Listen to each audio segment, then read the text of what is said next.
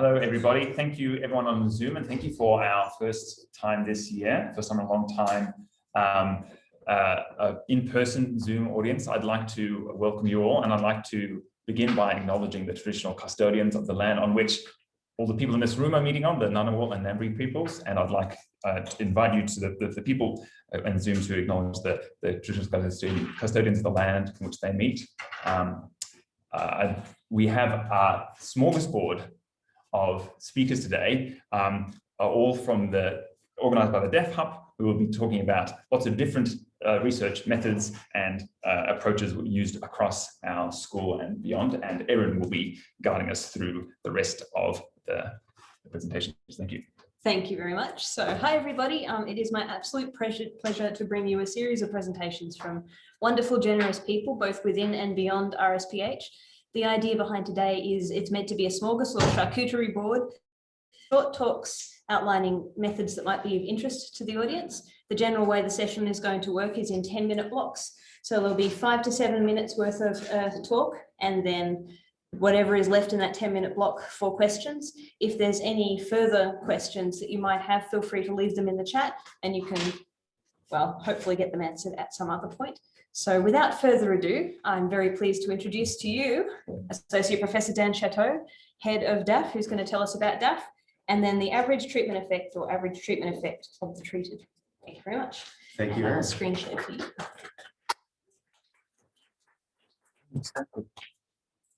First of all, I do want to thank Erin for a great job putting this together.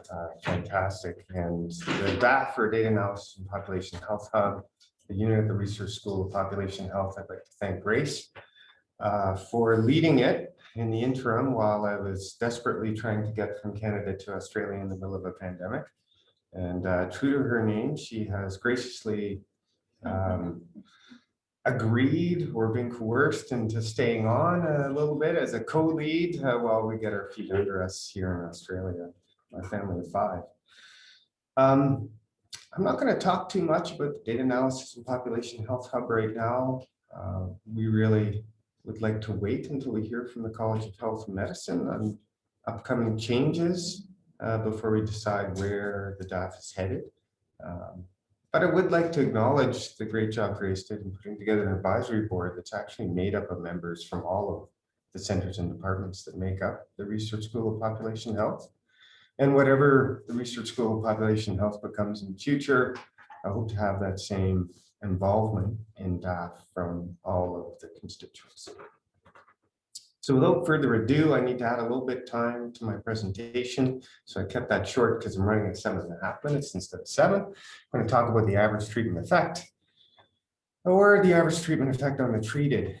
And I'm going to start with some science fiction and then some science. And then at the very end, I'll briefly touch on a couple of studies and why we did different things. Will become a little bit clearer having introduced the idea of the average treatment effect, the average treatment effect on the treated. So I'm going to start with the idea of doing research. We want to do research. We usually start with some population that we want to research. And more specifically, we talk about the population at risk. That's who we want to do our work on. And at risk, I mean at risk for the exposure, not for the outcome. So the population at risk for the exposure. And in the realm of science fiction, what we'd be able to do is actually observe that entire population, both treated and untreated, or exposed and unexposed. And with our interdimensional travel, we'd be able to go between both, see what had happened, and uncover the truth of the effect. And this would give us what we call the average treatment effect, the whole population untreated versus the whole population treated, or vice versa. That is your average treatment effect. Science comes into play because, in fact, if we want to get an idea of what a population looks like, we can take a random sample of it and we could decide to treat all of those people. We could take another random sample and we could decide not to treat those people. And in fact, both, if they're sufficiently large, are a precise and reliable estimate of the whole population. And so we've in fact got a comparison where we are with a very simple analysis looking at the whole population exposed or treated compared to the whole population unexposed or untreated. That's great. Unfortunately, If you're not running an RCT, you don't always start with the population at risk. You start with a population. And in that population, you're able to identify people who were exposed or treated. Those people are unlikely to be a random sample of the whole population. If you want to know the effect of the exposure, you need to come up with some people you want to compare them to. You could take a random sample of the whole population who you know were unexposed. We'll ignore measurement error, and you could compare the two. This could be in a survey where you've identified the treated and now you've got everybody else who would likely be some random sample of the rest of the survey. You compare them to each other. You know they're not the same. You might add a bunch of covariates that you want to adjust for in a regression model. When you do add those covariates, you are getting a marginal effect, or conditional means conditioned on your covariates, and you are getting an average treatment effect. That is, what if everybody was exposed to nobody being exposed? You're conferring that exposure status on all those unexposed people when you're estimating your effect. That might work for some studies. For others, that might be a little bit strange because we know they are different and maybe they really have no probability of being exposed. You could actually be doing an analysis where you've got no common support across the data that you're analyzing. You could try to get back to the idea of working with your population at risk by just identifying people in the same space as those that were exposed. And you could use a fairly simple analysis. You could be doubly robust, still include covariates. The main difference is that here we're not talking about our whole population. We're not even talking about our whole population at risk. We're just going to identify those who were exposed or treated and create a group that looks like those people. And that is the average treatment effect on the treated. And, in clinical world, you might see the intention to treat analysis, that's your ATE, and then you see a per protocol analysis, and that's an ATT. They're fundamentally different research questions. So to get onto the studies and why we chose to do different things, these were two studies on drug exposures in pregnancy. The first one was on antidepressants. It was just published in May. It was looking at neurodevelopmental outcomes in children. We started with, can you see the cursor up there? Oh, you can, good. Started with 266,000, but the next step was to restrict it to a population who we would believe is at risk of the exposure. That is, they were all women who had a very recent diagnosis of depression. So that gets us down to 12,000. It's a much smaller group, but it's a group for which they have a real probability of taking an antidepressant or not during their pregnancy. 2,000 did, 10,000 didn't. The analysis used a propensity score to try to adjust for differences. I mean, they're not the same, despite the fact that they did have a recent diagnosis of depression. And it generates a result that is, in fact, the average treatment effect. What if all 12,000 had taken an antidepressant versus none of the 12,000 had taken an antidepressant? Which is exactly the answer we want, and the answer we want to provide for clinicians and pregnant women. Right? So they don't know whether they're going to be one of the 2,000 or the 10,000. They just know they have a diagnosis of depression. What is the risk to offspring if I take an antidepressant while I'm pregnant? If you take out the antidepressants, don't substitute opioids, which is really easy to do with data in Manitoba. You can just select a different set of ATC drugs. It's the anatomical, therapeutical, chemical classification system. And now we've got opioids instead of antidepressants. There's a bunch of exclusions, but you end up with around 210,000 women that could be in the study. There's no diagnosis group that you can use to identify who might or should take an opioid while they're pregnant. So the next step is simply to define exposed and unexposed, and you're at 207,000 and 3,000. We could have, and in fact, the analyst did just go ahead and do it, use the same method. I have to wrap up now to analyze all of these women, right?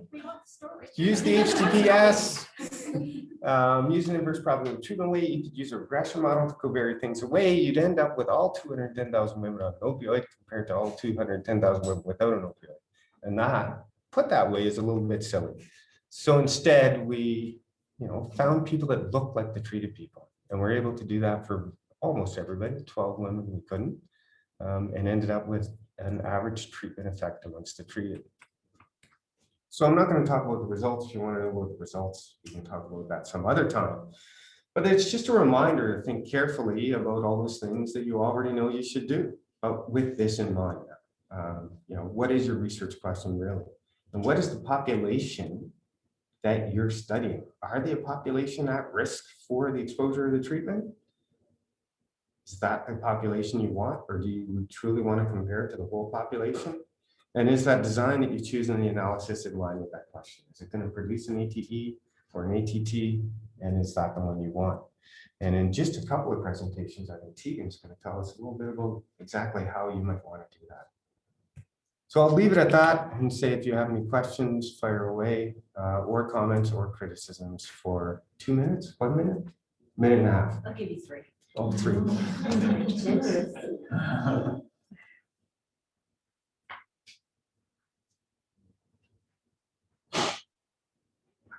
Very clear.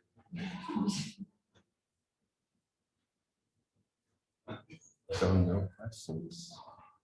All right, pragmatic question. Okay. So if I'm not doing this myself in a spreadsheet, what's if you do, I don't know what statistics exactly to use, but I presume with staging you can, for instance, you can ask for either effective or augmented value. I mean, you've got to know what you're doing, but or do you have to manipulate that yourself to get it in that form? Well, you actually don't need to manipulate data per se, but there are ways to process it to get to a point. So with propensity scores, if you generate a propensity score, there's a number of things for you that I like. One is that you identify a region of common support, right? People that have a real possibility of being exposed or unexposed. That's always a nice thing to do.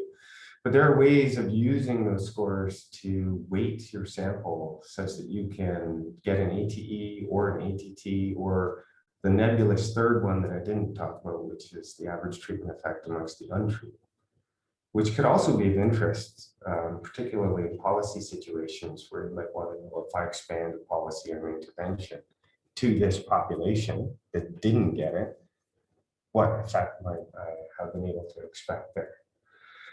Other than that, there's not a lot you can do. One of the things that I really push is to try to begin by restricting the population to those at risk, if there's any way to do that at all, rather than trying to use weights or some other possibility to generate an ATT instead of an ATU. For instance, one on a prenatal cash benefit to women in poverty. When we ran that analysis, it was real. We didn't have individual level income. It was population level data that didn't have income. What we had to do then, what we chose to do then was restrict it to women on welfare. Well, thank you. All right. And by doing that, we knew that all of those women should have been eligible for the prenatal cash benefit, and then ran an analysis within that subgroup. So if you've got some way to restrict your population closer to the true population at risk for the exposure or the treatment, that's always a good place to start. I presume if it is a real treatment effect, it's stronger than ATA. So Yes. can you repeat? Yes. So if it is true treatment effect, the ATT should be stronger than the ATE. That's true. Although, as part of a study where we ran the analysis at a significant ATE, and when we tried to parse out the ATT and the ATU, it was actually a significant effect in the ATU. Which took a little bit of explaining. So I'm going to move on from there though and say we should introduce Daniela, who's with CRA, and is going to speak to us about a new approach for measurement invariance for questionnaires. And I think I should be able to just do this. Oh, okay. There we go. All right, thank you then. Cool. Thanks everybody. So today I just want to bring your attention to something that we sometimes don't think too much about, and that are just questionnaires themselves. Normally we just use them to get factual information from our participants, like the age, sex, gender, and ethnicity, which are quite easy to get to. Sometimes we're interested in something a bit more complex, like the political views or personality traits. And how do we ensure that we're actually know that that questionnaire is reliable to measure those things. What we normally see in publications is something called Cronbach's alpha value, which is quite a handy measure, and it gives us an idea of whether the questions in a particular test or questionnaire are actually measuring a single theme or a single construct.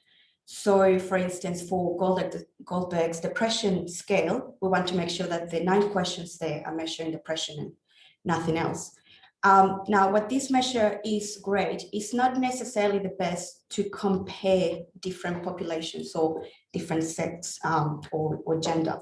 What we do instead for that is something called measurement invariance. So the most popular way to go to do this is the one proposed by Meredith back in 1993, where basically we take one group as a reference and we compare it against another. So if you think about your questionnaire, where you have, 20 questions in a list and the particular responses, and you restructure it into a diagram like this. So say 20 questions and question items 2, 3, 4, 5, and 7 measures something called the BIS. What the Meredith approach is saying is that before you compare any groups, make sure that the structure of your questionnaire is sensible. So that would be a step 1. And then you compare it into a different group. So here, males and females, and that's the third step. And we use some stats to make sure that your model is sensible. Now, these are quite relaxed, but yes, let's just leave it as that. After your model is sensible for your 2 groups, then you start constricting things. So the first one is talking about loading. So loadings are the correlation between your item and the thing that is supposed to be measuring, that they have to be the same between your groups. So that is quite stringent, but still make sure that that model is sensible. And we move into an extra step called the intercept model, which is intercepts are akin to your intercepts in a regression model. They have to be the same between your groups. And finally, you make sure that there's no major differences between your most constricted models. So I wanted to use this for my own research, but I ran into a problem with this approach.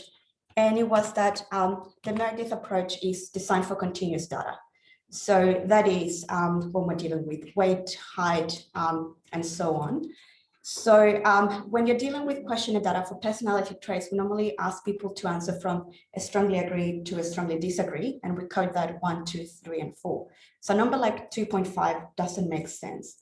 So the purpose of the talk here is just to show you this new method that was published not that long ago in 2016 that talks about measurement invariance with this particular data.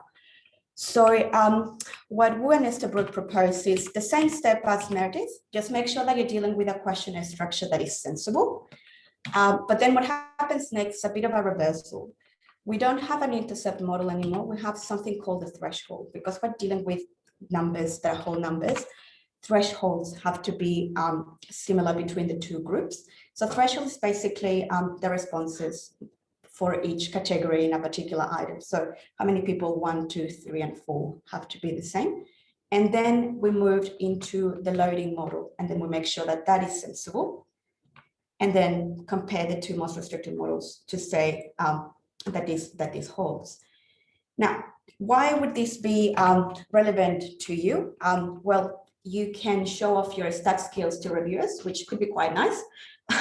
But I guess it's something a bit more basic that is not done in research quite often. It's just to make sure that the questionnaire that you're dealing with is valid for your population, especially for personality questionnaires. They have been developed in student samples, and that might not necessarily be your sample of the study. And something quite basic, like understanding that men and women might have different responses to a questionnaire. You need to make sure that that is the case.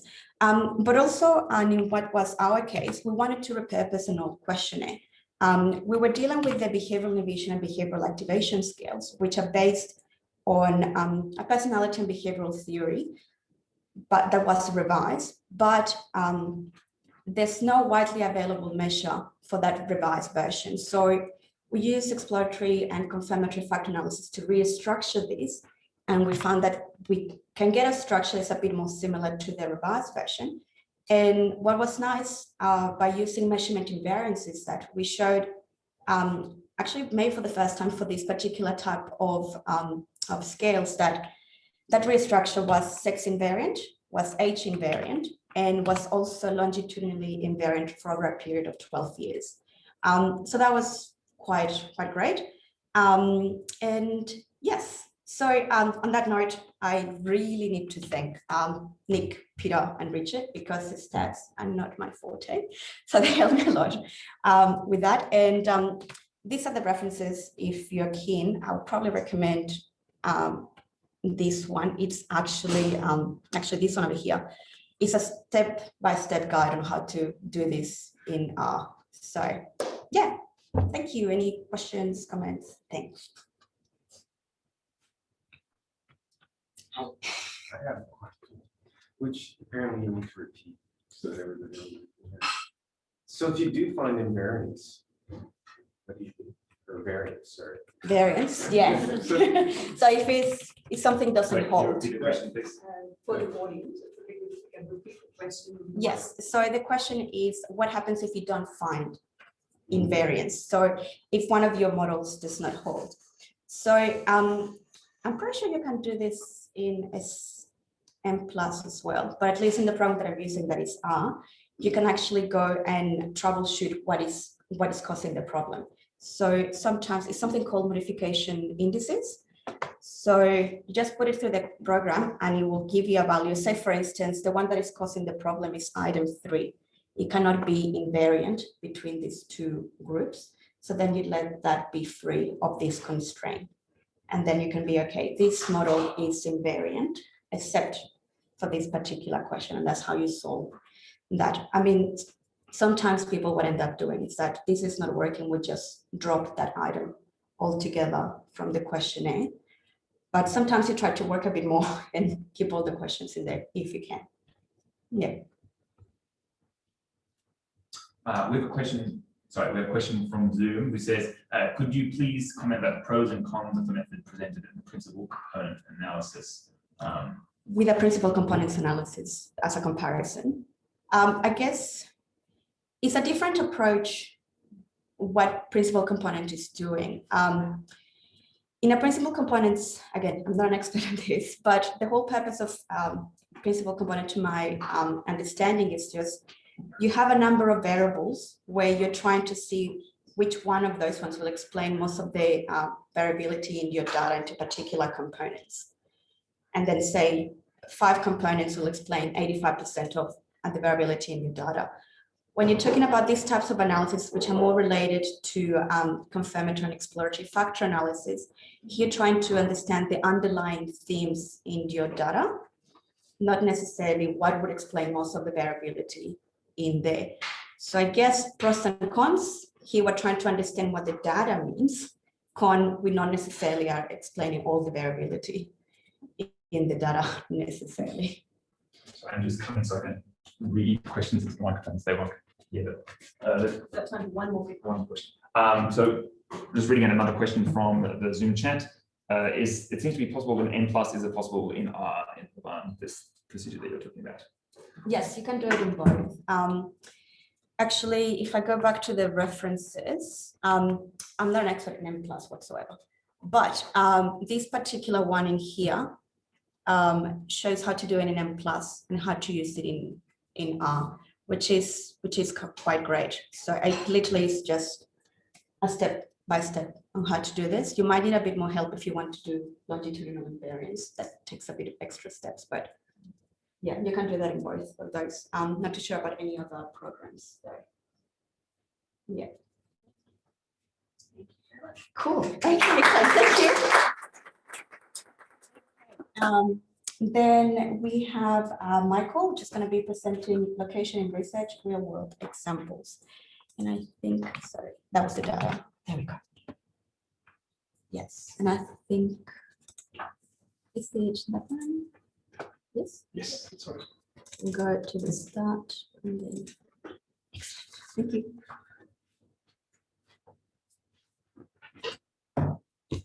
Good afternoon, everyone. I'm Michael Hewitt from the Graphic Group, and I'm going to be talking today a little bit about some real-world examples of how location has been brought into some research projects.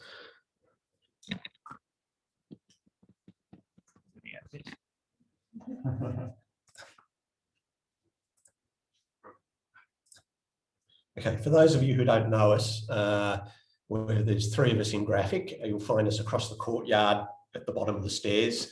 And we specialise in GIS, software, geographic information, and the technical abilities to meet GIS-based questions. I'm going to talk about two different engagements with location today. They have different characteristics. First one being Lifespan. It's a project based on suicide prevention, and we've been providing geotemporal analytics for the Lifespan group, which is based in Sydney, and the information we've been providing for them has then contributed to the overall project across Australia. It involves data aggregation and improvement from source. The data itself is highly sensitive, so it's strongly, it's got some strong data protection and privacy constraints on it. And we've been providing static maps and spatial inputs to papers, spatial analytics. The second one I'm going to talk about is the CRISPR project. It's very different in nature. It's about COVID-19 and with a general focus on information sharing and communication. We've involved in the system design and implementation of a publicly available system that provides maps, dashboards, and data from many publicly available data sources.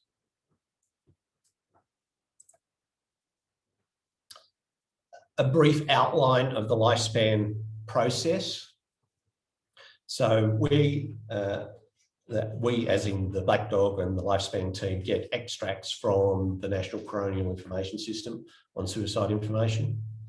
It then comes to us for some data cleaning, some improvement, and conversion of addresses and location names to coordinates, latitude, longitude, so we can then do our spatial analytics. Our analytics range from density maps, cluster identification, demographic profiles, combining the various data sets. And we produce some interim outputs from those, which are then checked for privacy and for the privacy enforcement processes.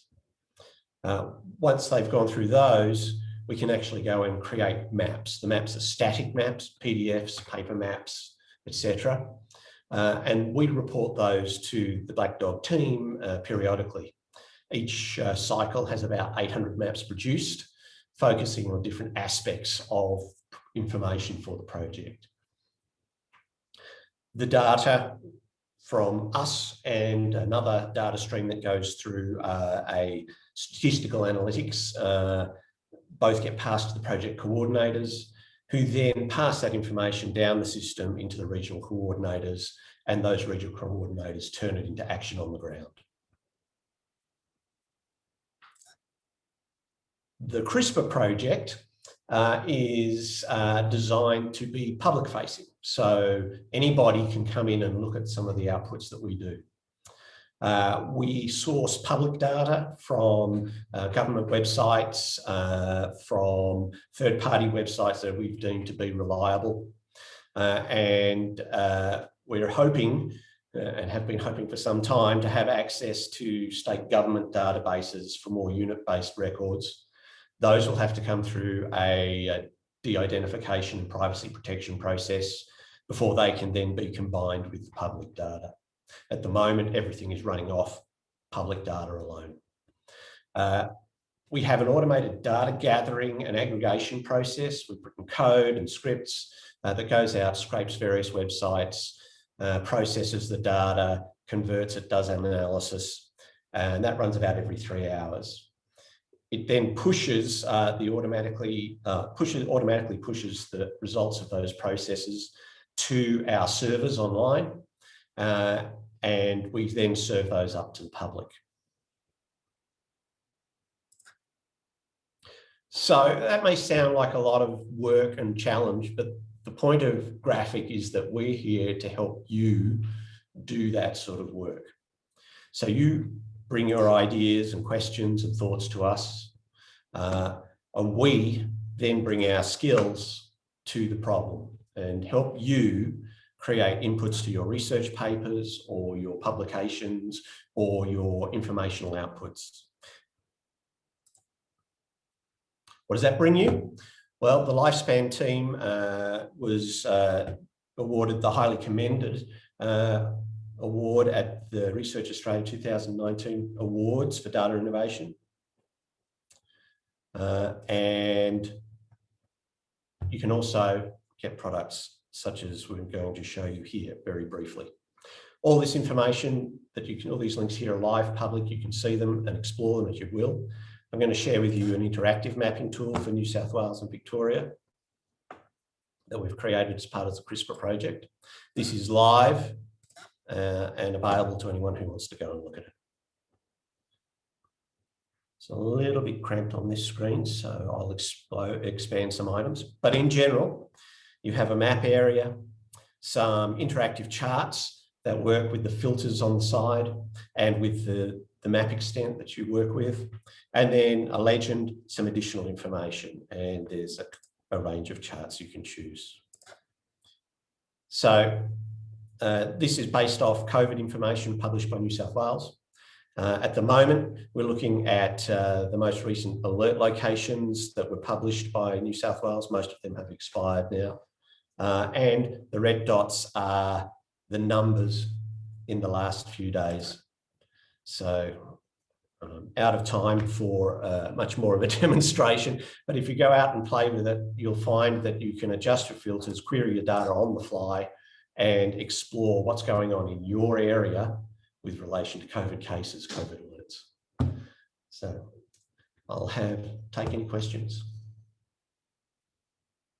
Yes. Thanks, Michael. Do you include any smoothing in the, say for the graphs you produce for the Black Dog Institute, are those values smooth before the maps are produced? There's de-identification. Oh, sorry, the question is, do we include smoothing in any of the maps we produce for Black Dog Institute? We do a variety of analyses. One of those is we create a surface across Australia showing different risks based on the actual locations. So that is inherent in its nature, provides smoothing in the data, because you're looking at a continuous surface across the whole of Australia. More points, higher risk, less incidents, lower risk, and it interpolates between the locations to try and generate an aerial risk. And we can provide smoothing across data if we need to, and if it's deemed appropriate for the different projects. We do smoothing in some of the dashboards that we do. We provide 7-day moving averages, 14-day moving averages, and other techniques to try and smooth out some of the data as well. So it really depends on the question we're addressing as to whether we're going to apply any kind of statistical smoothing or regional smoothing. Yes. Also regarding lifespan, coroner's data is notoriously slow in determining the intent of the death. So I'm just curious as to how that impacts you picking up suicide deaths from the data. Yes, the lifespan project. Sorry. The question is about delays in the coroner's data for identifying causes of death with the lifespan project. The lifespan project is not real time. We take snapshots of the data as it's being released. Every so often a snapshot will be taken from the database. We'll call that a line in the sand. We'll do our analytics based on that. And we look at it over the 10-year period leading up to that snapshot date. 2018, I think, is included in the last snapshot. I'll have to confirm with Paul on that one, but I believe it's 2018 is the last. So there is a lag, but some of the things that are being analysed are also slow in occurring. So means restriction, putting in new fencing or signs or whatever take time to occur as well. So it's not such a real-time project in that case. That's it for the question time. Okay, so I am to introduce Associate Professor Tegan Croys. Correctly, I'm sorry. And creating a matched controlled sample using population data sets.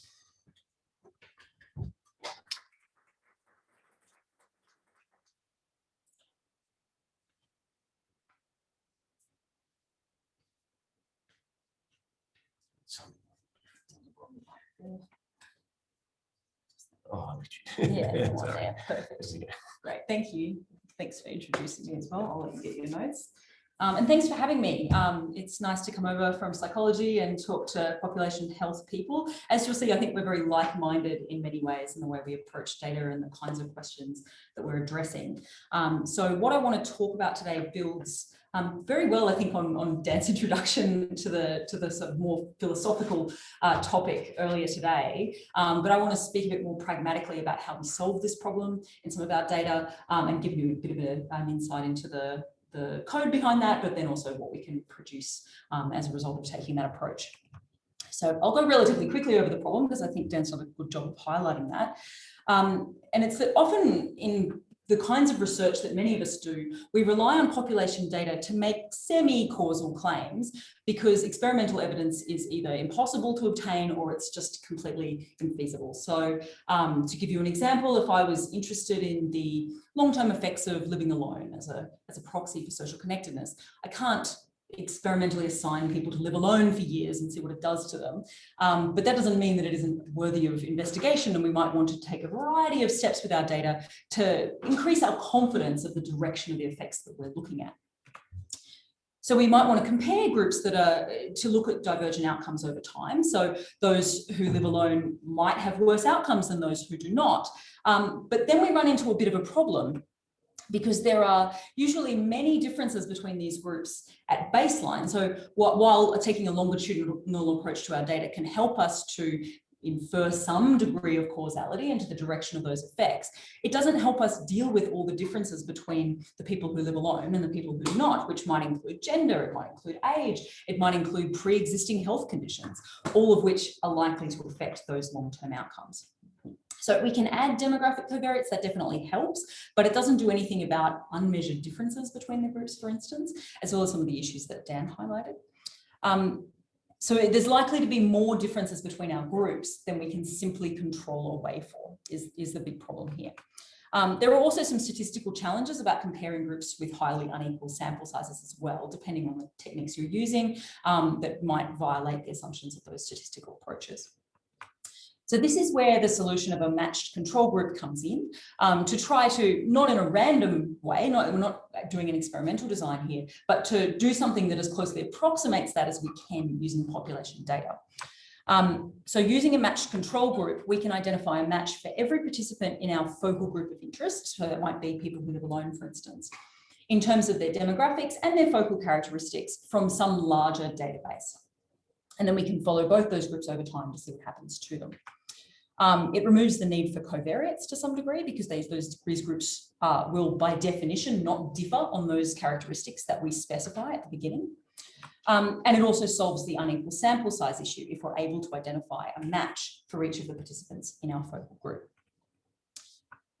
So here's an example of a recent paper where we've used this technique. So the main thing we were interested in this paper, which was led by my postdoc Mark, was we were interested in the role of sport and exercise group memberships in helping people, particularly older people who are likely to become more inactive over time. Can the membership in sport and exercise group help them to sustain their level of physical activity compared to people who were equally active at baseline, but who weren't engaging in that activity in the context of some kind of group environment?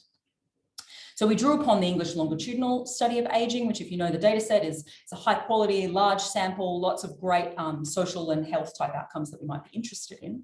But of course, we don't just want to compare our people in sport and exercise group memberships to everyone else in the sample, because they will differ in all kinds of ways, not least of which their baseline physical activity. So to get into the technicalities of how we actually do this then, it's surprisingly easy actually using, if you're familiar with SPSS for these techniques, using an extension macro called fuzzy. So fuzzies are relatively easy to use. I won't get too deep into the syntax, but just to explain a little bit of what it's doing here. You tell it that which is your demand data set and your supply data set. So in other words, what's it matching to and where's it getting that, where's it drawing from in terms of the larger data set. And then you tell it which variables you want it to provide a match on.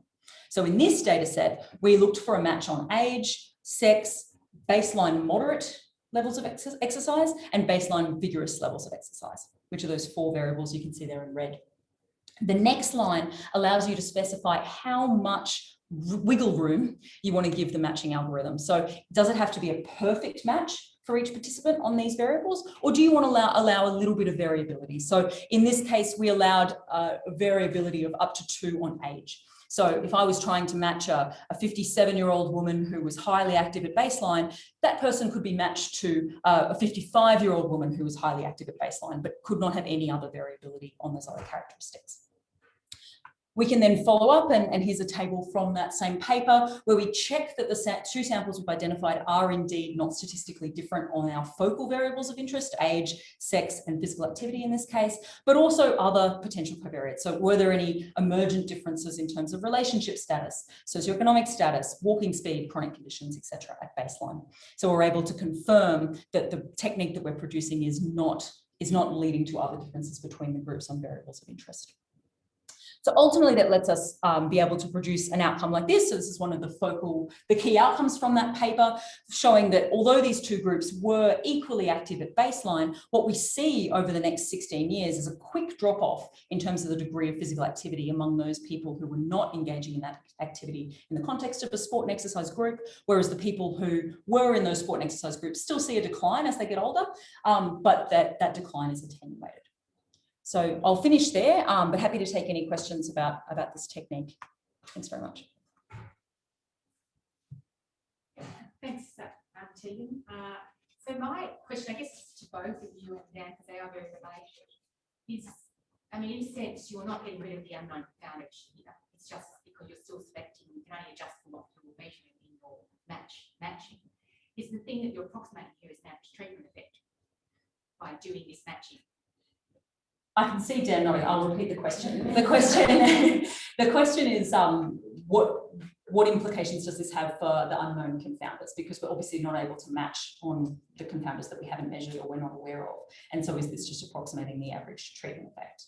And Dan's nodding, so the average treatment effect amongst people who are that active. So in the yes, amongst in that there, if you're considering there the at-risk population for this question, yeah. Yeah. So as opposed to the general population. Yeah. And another related question. So, because I think this is actually really important to our estimates, and it's sometimes not really interested in exactly how big the effect is, but most of us are. Is if you assume no effect modification, then your ATT and ATT are going to be the same. It's about a generalizability problem. Yeah. Is that what we're talking about here? Yep. And in an RCT, all effects are the same. Right?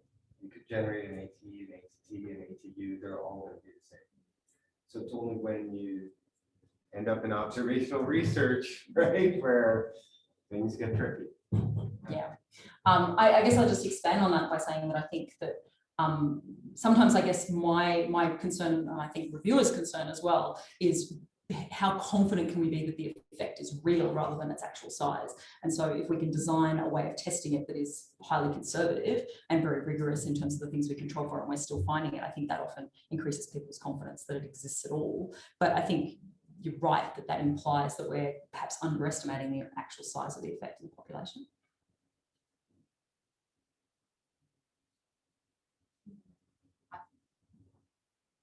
Not necessarily, but yeah, it's different. Yeah.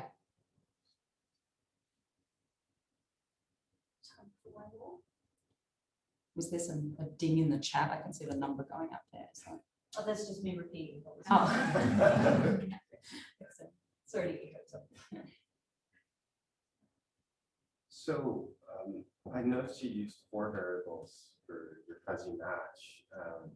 How well have you found it perform if you get out to 8, 10, 12? Yeah, good variables? question. So the way that, Sorry. oh, we'll repeat the question. We used 4 variables to match on in that particular example. And Dan's question was, how well does it perform if you increase that number to 8, 10 variables or more? The short answer is poorly. And the reason why is that unless you give it a lot of fuzzy match room, it's looking for a perfect match with that participant. And if it can't find a perfect match, it doesn't give you a compromise match, it just doesn't give you a match at all. And then that will mean that there are a growing number of people in the sample that can't match, and then your matched control sample ends up like wildly deviant from the one that you're looking for. So I think you want it to be finding a match for just about every person in the data set, or it's going to fail as an approach. I think what I've found is that if we can use I've used this in about 4 or 5 different papers, and I think in the range of sort of 3 to 5 variables seems to work reasonably well. But if it's immediately obvious that it's failing because your matched control sample is too small. So I think there's a good check there of whether or not it's performing. One last question: how when you're matching on variables, how many variables? Like if you're thinking of showing a cyclic graph or something, there could be different factors influencing these. So matching on how many variables would you consider sort of sufficient or necessary? Yeah, so that was a related question around how many variables would we want to match on. And I think, yeah, although theoretically it's limitless, I think practically it's not, for the same reasons I was just saying, that it's unable to find a match across all of the variables once you push it up too high. So I think we have to be selective about what are the key focal ones that we want to focus on, whether they're demographic or related to the topic of interest. And when I think the most we've ever used is 5 successfully, 5 variables to match on. That doesn't stop you from then being able to check on other variables you might consider as covariates to see whether your samples differ on those variables. So you can expand, you can increase your confidence that you've matched successfully in that respect. That's it. Questions for this week? I will introduce our final speaker, which is Karen Bishop, and she's going to be speaking on a standard approach for enumerating multiple causes of death. Thank you.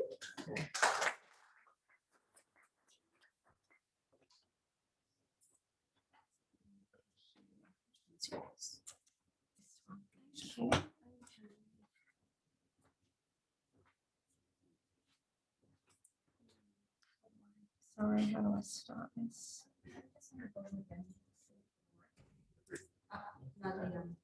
Right next to the minus sign.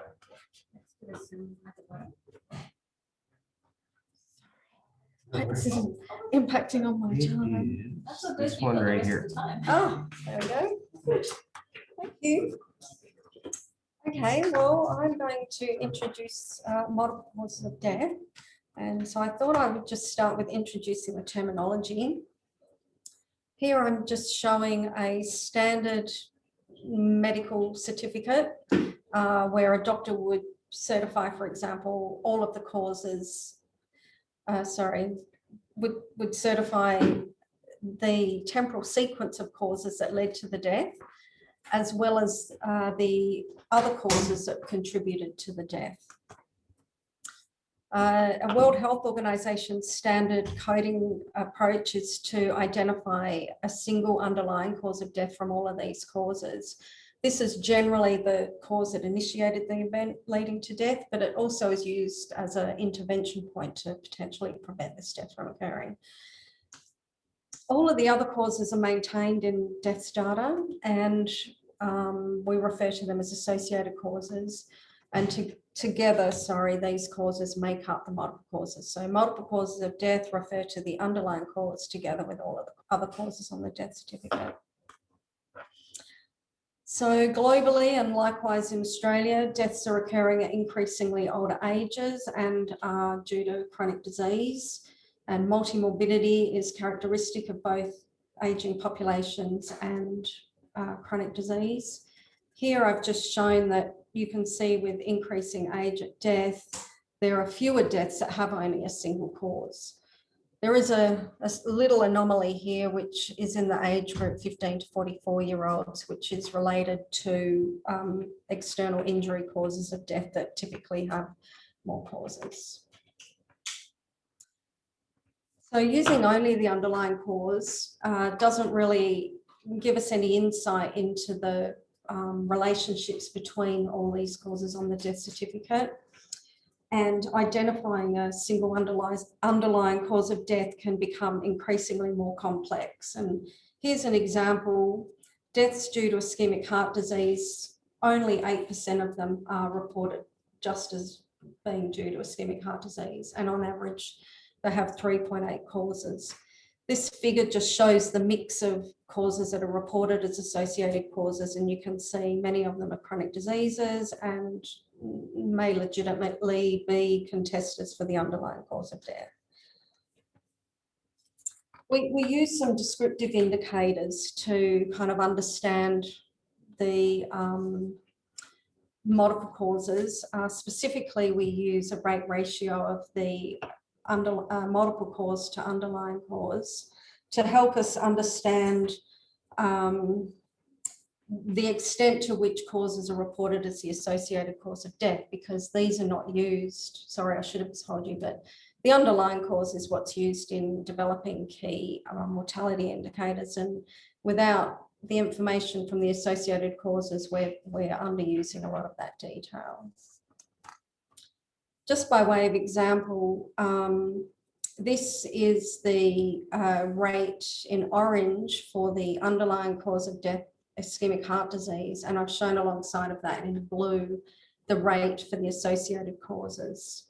So if we want to look at the rate ratio for that particular disease, I've added it in here, and it's in the black dot, and it's 1.9. We can see that in that ischemic heart disease is represented more as an underlying cause compared to an associated cause. And I've also added here the lines of levels of the rate ratio of 1, which would suggest the cause is always an underlying cause, 2 suggesting equal contribution from the underlying or associated cause, and 3 would suggest that the cause is usually an associated cause and not captured in your key health indicators. Here, for example, now I've added in the most frequently reported cause of death, the most common multiple causes. And this is the Australian data, it supports other findings. Cancers typically have low rate ratios, which means they're always the underlying cause of death. On the other hand, high rate ratios, you can see here, for example, risk factors such as hypertension, diabetes, and atrial fibrillation. Consequences of other chronic diseases also have high rate ratios, such as medical related injuries here, which are largely around adverse events, and septicemia, pneumonia, and pneumonitis. So the underlying cause model, or a single cause model, doesn't give us a lot of insight into the relationships of diseases that are acting on the death. A multiple cause model, however, assumes that only that multiple causes can contribute to the death. The methods that have been used recently involve weighting each of the individual causes, and the idea here is to maintain the statistical units of deaths rather than counting causes. I'll just demonstrate an example that we applied to the Australian data. First of all, the benefit of these methods are that you can sum the fractions of causes of death and use those to calculate rates and proportional hazards, any other, I guess, mortality measure, and the statistical units of deaths are maintained. So consider, for example, if you have one death that has 4 causes, 1 underlying cause and 3 associated causes. The single cause model ascribes the whole entire weight to the underlying cause, while no weight is given to the associated causes. You could assume that all of the causes in each death contribute equally and give each one equal weighting. Another idea that's been demonstrated in the literature is to weight the underlying causes half of one death and then apportion equal amounts to the remaining causes. And another way is to weight the underlying causes double. We applied these, and here I've shown for the major causes of death how the age standardized rate changes by each weighting method. Generally, each method shows similar changes, at least in direction. The causes for which there are causes that have a higher rate ratio tend to increase more. Here we can see that genitourinary diseases and blood diseases rates increase quite a lot, whereas causes like cancers, external causes, and nervous system diseases decrease. Basically, one of the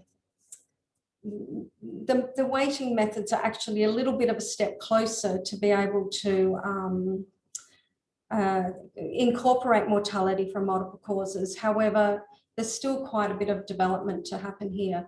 First of all, these weights that we applied are quite subjective and arbitrary. So the quest still raises the questions as to which methods to use for weighting. What causes should we keep in the mix for weighting? Do we keep, for example, the immediate cause of death, which usually offers no scope for prevention? And then how do we attribute some, causal responsibility among the deaths? So we are currently working on these aspects in our multiple cause of death project. I just wanted to mention that, you may be able to see other applications of this particular methods. We have some other projects going on that could usefully be done by other people. We're also looking at a systematic review of the methods. So happy to get in touch and happy to answer any other questions. Thanks.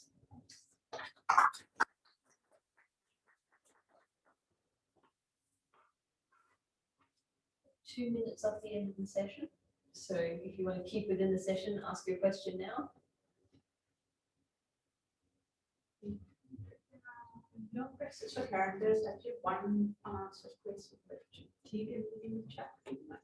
I was actually going to ask the question for Karen, so I might ask that first. I noticed you had grayed out injuries on one of the maps. Can you tell us why you've done that and what that means? Yeah, I just didn't get a lot of time to talk about it. So in certifying cause of death, external causes are always the underlying cause. So an external cause could be suicides, falls, traffic accidents. And the certification requires then that the doctor records what kind of injuries were sustained, traumatic brain injury, fractures, and other injuries. So if you can imagine, all of those consequences of injuries are never recorded as the underlying cause. So unless you were specifically doing multiple cause methods on injuries, you wouldn't understand what causes were associated with what injuries were associated with external causes. The reason I grayed it out here is that weighting methods allow you to attribute some mortality to the consequences of injuries.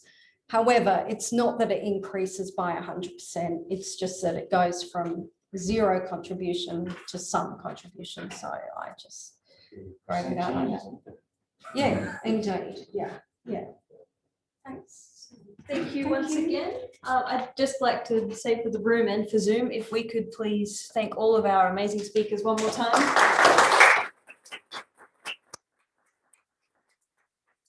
And thank you everybody for your attention for this first rather rapid fire presentation session. Thank you all very much. Thank you, Erin.